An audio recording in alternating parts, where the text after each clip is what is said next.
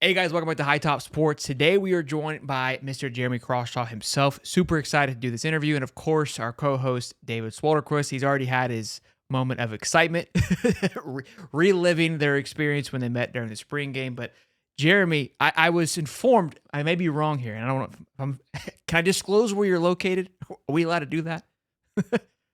Yep. You're in Australia, Um, from my understanding. I am. I'm up Okay. on the Gold Coast. I don't know what any of that means, but what I do want to know, because I looked it up yesterday.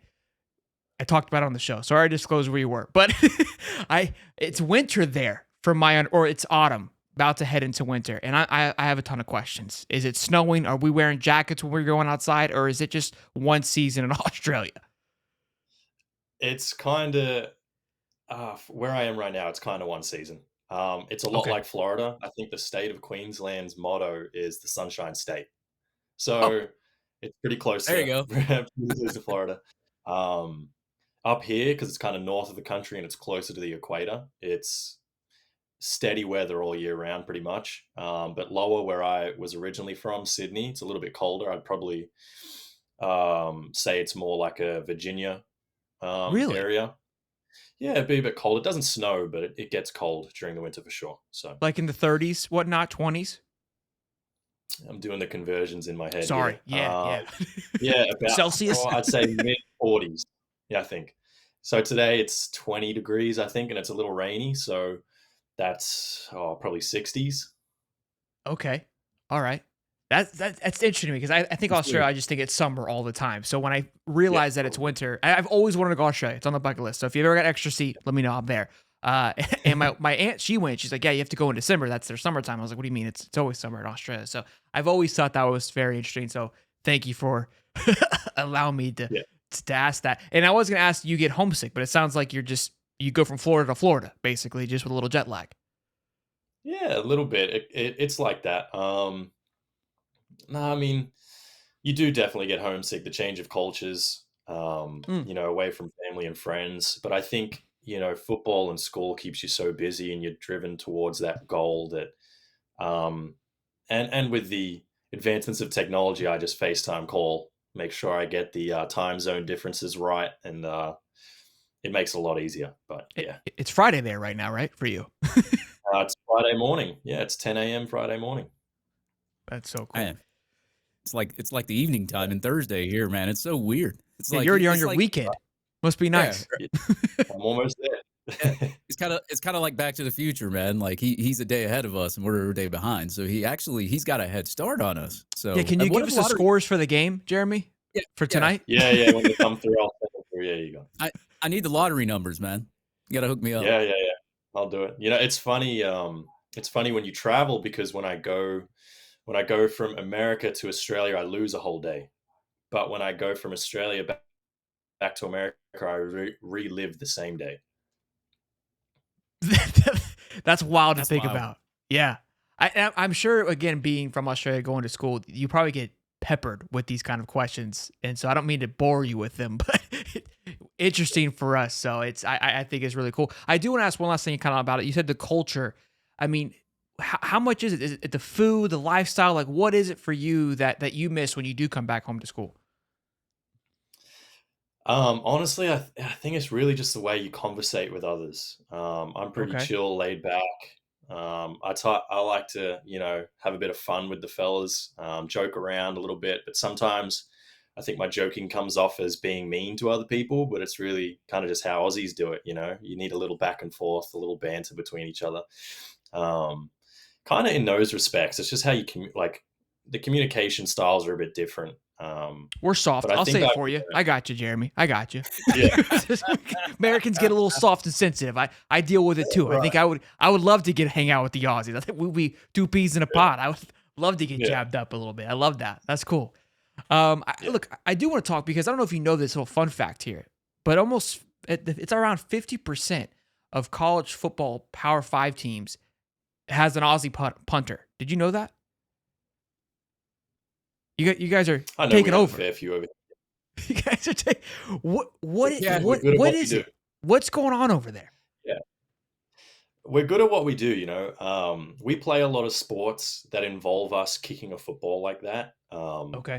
Australian rules footy is basically purely kicking, with a little bit of handballing as well. But the way we primarily move the ball around the field is by kicking it to each other on the run. So it'll be, you know, AFL's played on this oval field. It's kind of like soccer where it's free flowing, you can go backwards and forwards, but your goal is to kick the ball through the goals at one end of the field or the other. So Mm, like Tom Brady, you know, used to throw a spiral on the go to his wide receivers. We can kind of do that with our feet.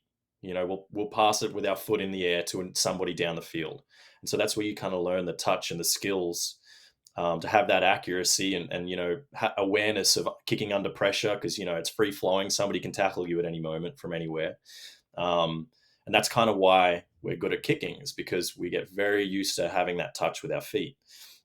We then go to an academy called Pro Kick Australia, with Nathan Chapman and John A. Smith down there. They they teach us how to punt. You know, punting is a different form okay. of kicking than playing AFL is, because AFL will hold the ball more upright, Mm, and we'll kick it so it spins backwards. And you'll sometimes see me hit those punts in a game to try and pin them down in the five. sure. Gives me a bit more accuracy, a bit more control over the ball. But you know, the American style of punting is a spiral where it's flat, or sometimes the nose is a little high, and you want to hit it flush on the foot so it can spiral. That kind of punt isn't really used in AFL much, but that's kind of just why we're good at punting footballs. You know. That I'm fired up. That entire like that isn't too cool again because I didn't realize it was that in depth. So it's from the sounds of it, it's a combination of rugby, soccer, and football all in Right. one, right? Because the Yeah. soccer aspect of it's free flowing, the rugby aspect, and because they kick to move the ball as well, and also can get bodied by anybody. And that was my next Yeah. thing. I feel like, and again, part of it is one. I think you grow up with it, and that's why because some people are like, hey, why don't soccer guys kick more? But this is way more prone to be functional for punting, and also too, I feel like the mindset of a punter has to be very free flowing. The nerves can't be there, and like you said, well, across the pond here, I'm worried about getting slammed, which you are in football, but not nearly the same. Like you technically shouldn't get touched if all things Right. go well.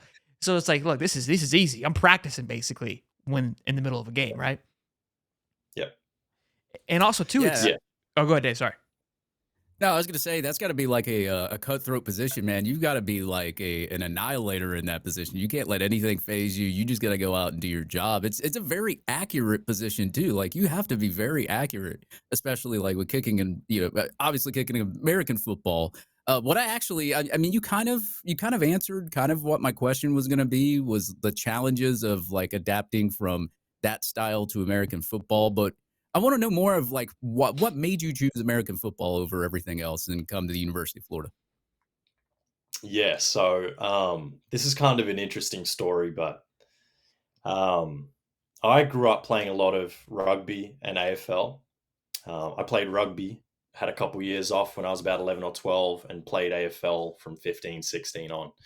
So I started pretty late to play professionally. AFL is kind of like soccer, where you have to build up through the divisions and join Mm. development squads and get taken from there. I started too late. So I knew I wasn't going to play professionally, but I had a pretty big leg on me. At 15, you were And too late.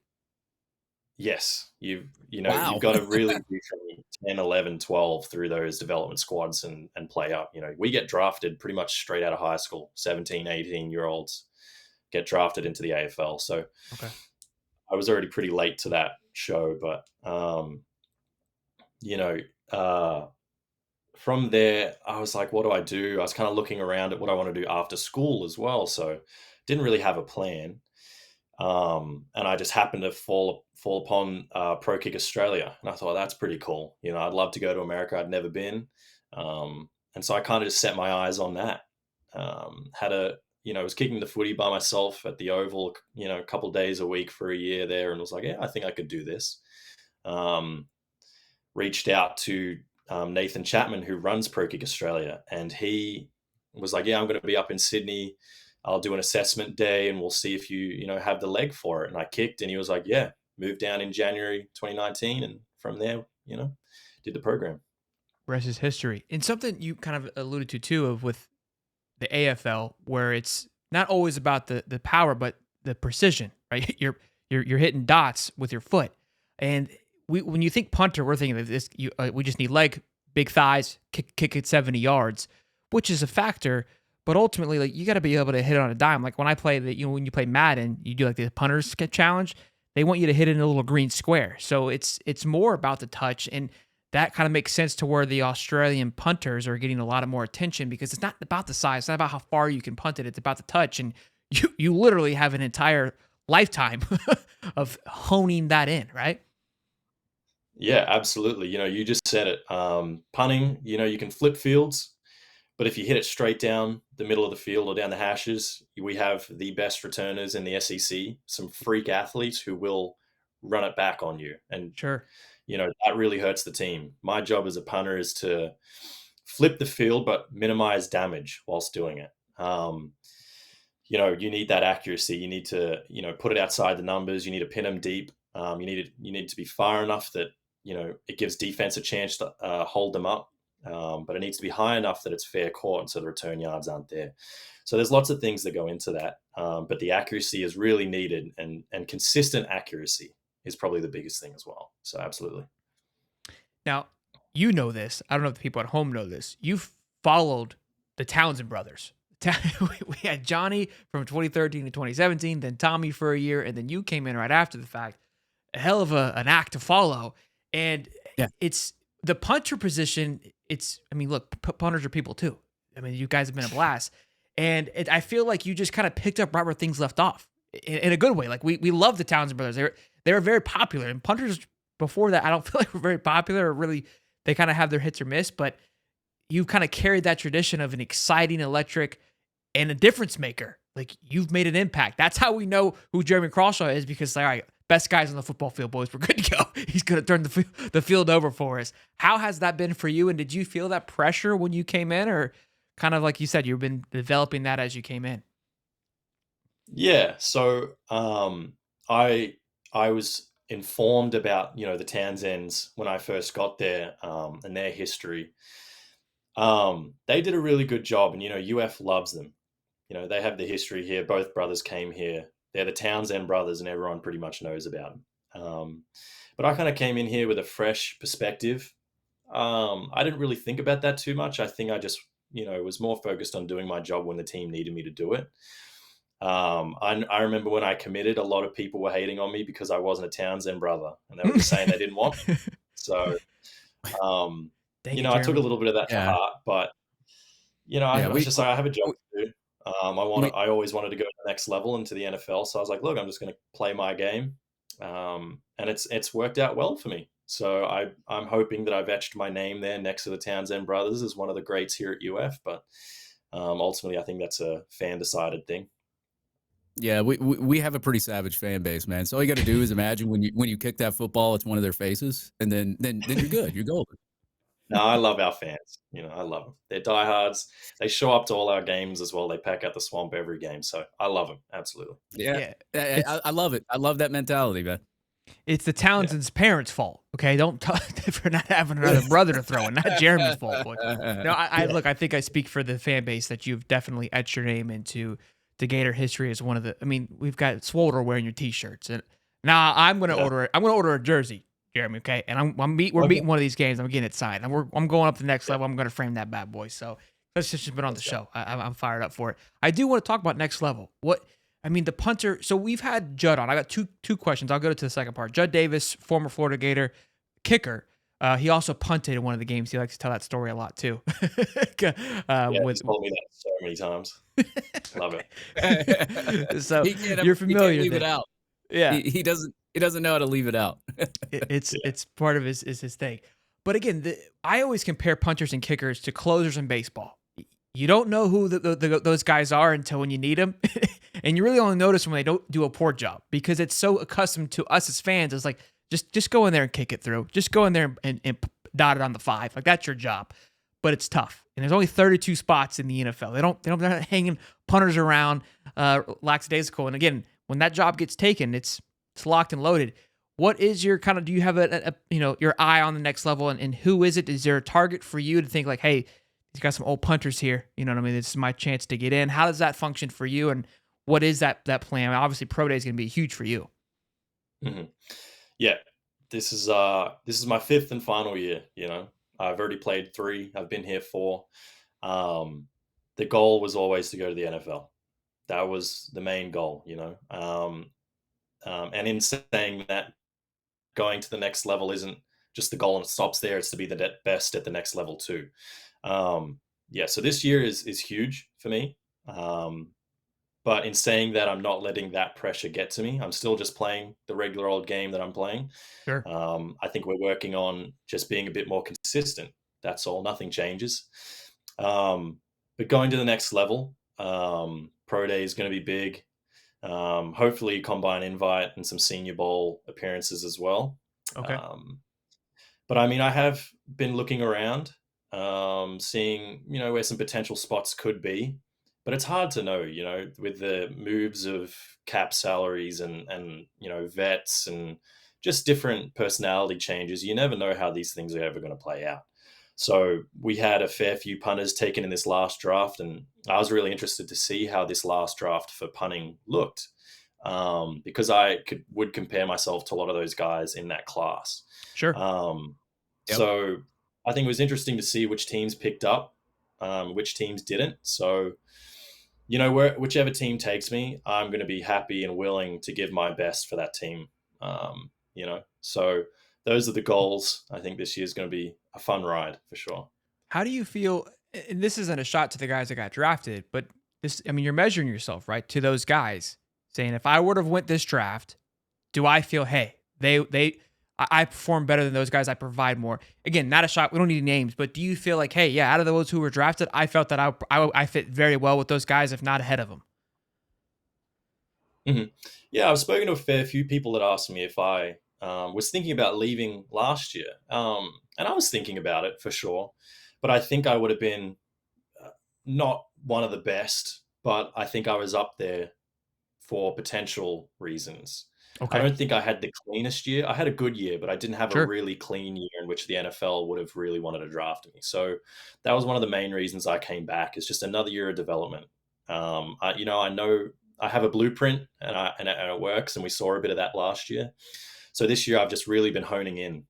This last spring was a really good showing for me. A lot of confidence. Coaches are happy in what I'm producing, and I think this year is just another building year. See how good I can get for next year. Well, if it's any good, Juju, we had Ricky on this time last year. Same conversation. Looked to go to the NFL. You know the rest. Decided to come back. Went first round. I don't know if first round's in the pictures for a punter, but there could be a first. So I love hearing that, man. I'm excited to see it. And again, I think, it's such a finicky position. Like you said, I got everything dialed in. It's just the consistency. I play golf. I think it's similar to that, where I've got all the shots, but can I link them up for 18 holes and consistently over a period of time? So do you play golf? But I feel like all kickers. Yeah, all kickers and punters do. I just have some Dick's Sporting Goods clubs, so they're not very good. I blame the clubs for my bad performances, but I'm pretty sure it's me. But it's all right. I was about to say, you don't go up there and line up and kick the golf ball, do you? Use the club. I'd rather play some punt golf or something. I think I'd be pretty dialed in. I'd be up there on the PGA tour of punting golf. It's a thought. They got disc golf. We got soccer, foot golf. Maybe we can find a little punt golf. middle ground in there. There you go. So there you go. Go ahead, Dave. Oh, I was gonna say he'd probably be a natural at it. So yeah, he'd probably. Yeah. So now, this is no offense to you, Jeremy, and I'm prefacing this with talking to Judd. I've learned that kickers have a lot of downtime. Okay, so this, and it's for a good reason. Like, what are you gonna putt balls for 3 hours, right? My reason for that, to preface that, is you're hanging out, you're chit chatting, and I feel like you kind of can provide more insight than beat writers, because you're there, you're hanging out, and the players are comfortable with you, right? Like, you're one of the guys. What's the vibe heading into 2024, Jeremy? What are we looking like with the boys? I'm liking this year. You know, I think we have a good connection amongst the guys.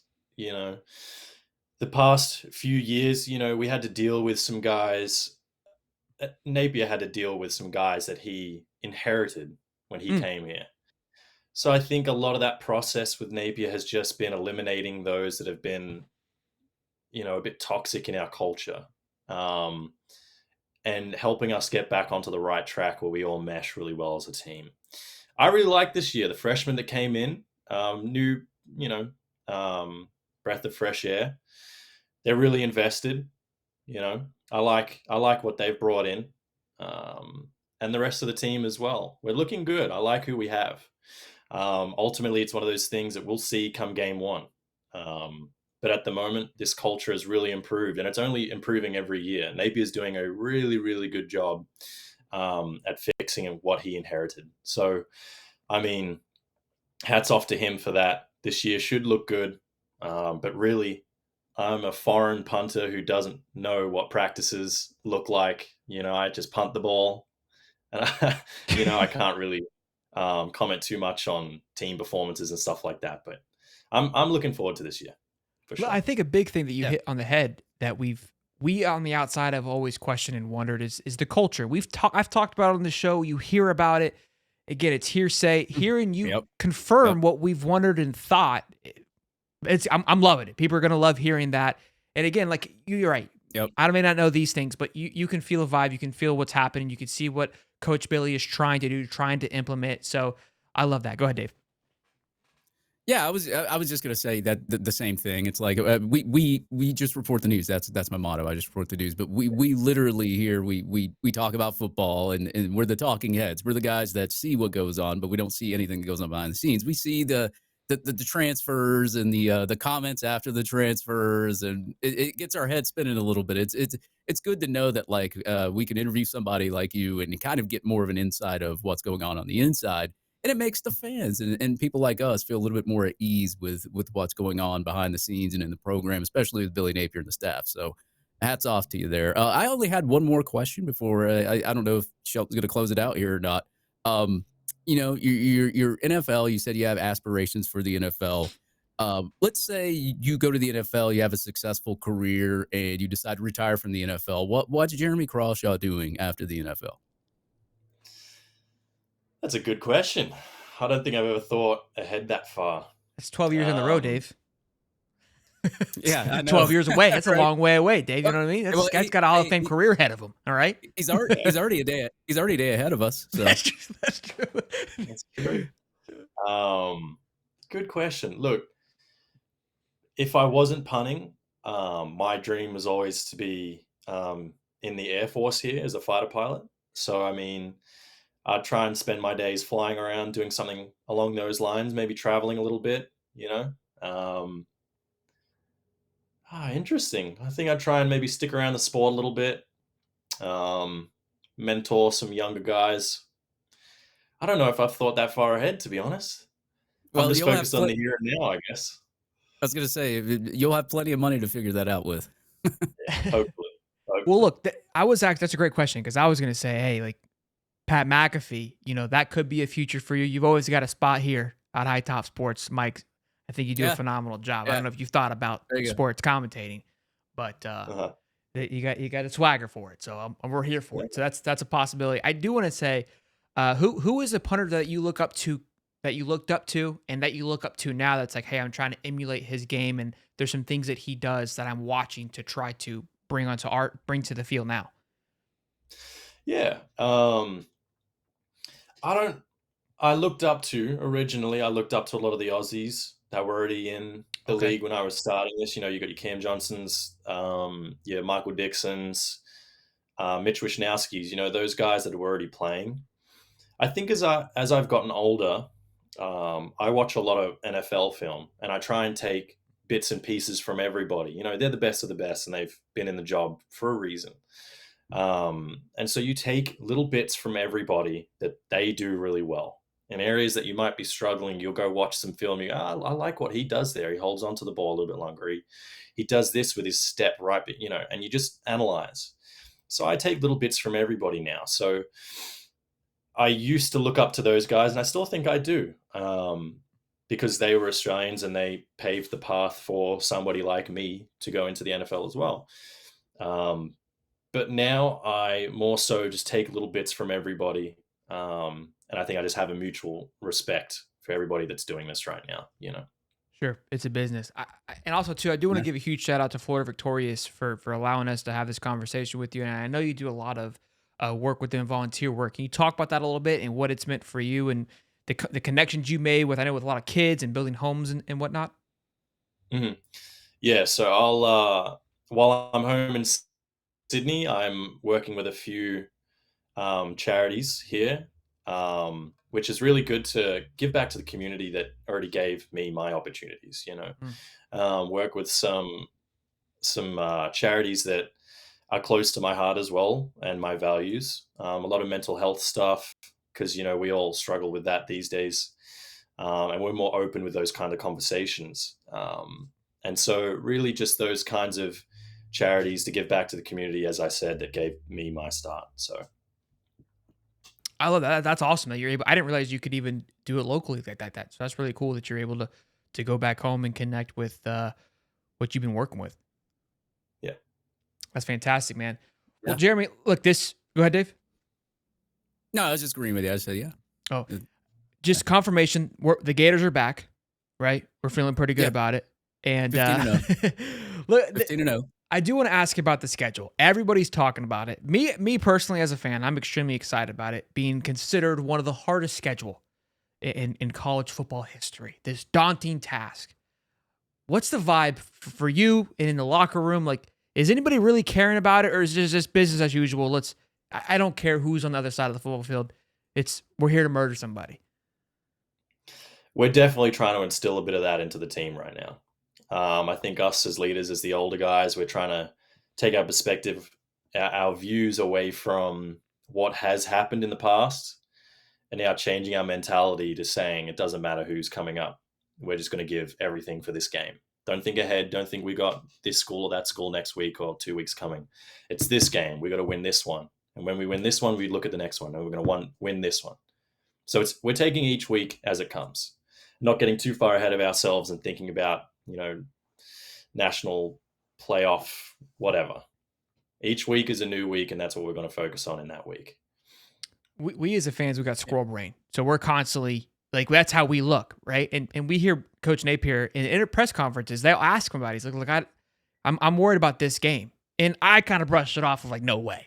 But it looks like it's being instilled of like, no, really, like we have to. We can't if we don't, we're gonna skip the step, and I'm gonna trip over the step that I just went over. So love hearing the consistency and getting to talk to a lot of the players. The one thing that I always compliment on is just the continuously the same the how you guys are message is consistent through and through. You know, sometimes you talk to multiple people, it's like a telephone game. It's like nobody's saying the same thing. I love the fact that when you talk to punters, you know, running backs, DB, it doesn't matter where it is. The message is all the same. And yes, all of you guys are playing together. You go to your own different areas, your own groups. You know what I mean? It's not like you're all just always together. So that is refreshing to hear. And I think fans appreciate hearing that as well, as do I. Yep. Yeah. Well, go ahead, Dave. Yeah, this is a game you have to take one game at a time. Like I go through. I watch a lot of Joe Rogan, a lot of Dana White. I like Dana White too, but I watch a lot of Joe Rogan. And it's like you've got to remain focused on the goal. And as long as you remain focused on the goal, you're not worried about what somebody says about you online. You're not worried about like what test scores are going to come up next. Nothing outside of that. Like if you have complete focus, like you'll perform so much more better than you would at 100%. You'll perform like 150%. Yeah. I love it. Absolutely. Well, Jeremy, I appreciate you taking 30 minutes out of your Friday morning for us over there. Happy to be here, dude. This was fun. Yeah, this was a blast, man. I really do appreciate it. Again, I know you guys got to do these couple of these things, but it was an absolute blast, genuinely getting to talk to you. Hopefully, I'm able to find you at some point and you can sign my jersey. That would be absolutely incredible. Enjoy your winter. Is it Christmas there, or do you guys have Christmas the same time as we do? Same time. Okay. Same time. It's just hot. It's just Go hot. for a Okay. swim. Yeah, That's right. I was watching Bluey with my son the other day, and it was summertime Christmas. So I'm There you go. getting caught up on these things. You know what I mean? Doing the best, doing the best I can. It was Well, funny Jeremy, when When Go ahead. I got home from Florida, like my wife saw the shirt that was autographed. She's like, "You're not wanting me to wash this?" I said, "Hell no, don't wash that. I want that signature Yeah, on there. I'm framing that." Frame that bad boy. love that. Well, tell them where they can find you, man, on Instagram and Twitter. You got some one-liners on Twitter. I absolutely love it. You come in at the right time every single time with the Yeah, zingers. So tell them where they can find you, man. yeah. Twitter, Instagram. I think you're flashing them at the bottom there, but yeah, just go follow, I guess. I love it, man. Well, Jeremy, I All right, appreciate it, man. Go Gators. Hey, have a great Yeah. season. I look forward to you this upcoming season and the NFL draft, man. Thank you. thank you. Thanks, Jeremy. Appreciate it, man. Good stuff, man.